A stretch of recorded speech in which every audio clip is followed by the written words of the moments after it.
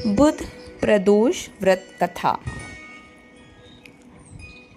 सुत जी शौनक आदि ऋषियों के साथ कहते हैं कि मैं बुध त्रयोदशी व्रत की कथा का वर्णन करता हूँ।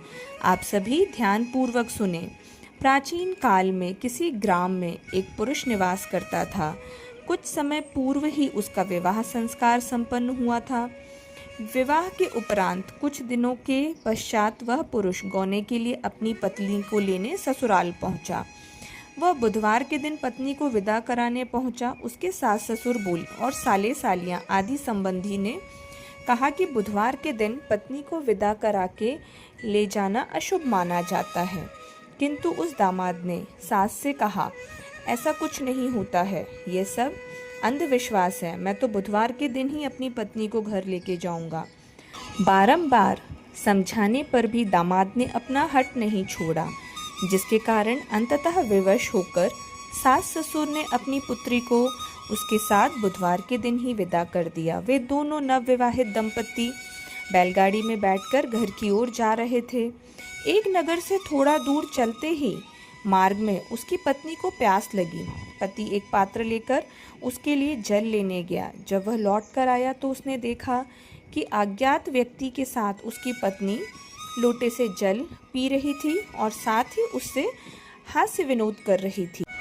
यह दृश्य देखकर उसके पति को अत्यंत क्रोध आया तथा वह उस व्यक्ति पर क्रोध करते हुए उसके समीप गया।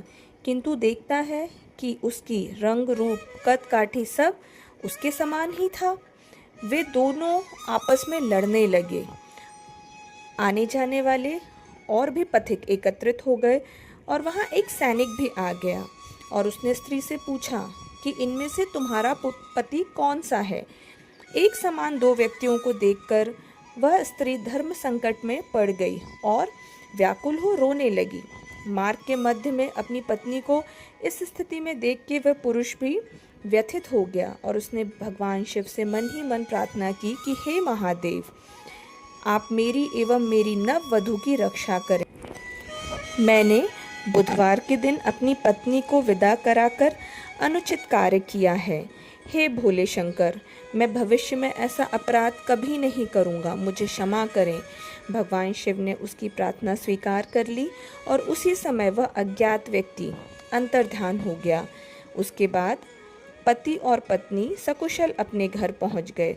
उसी घटनाक्रम के पश्चात पति पत्नी ने दोनों विधि विधान से श्रद्धापूर्वक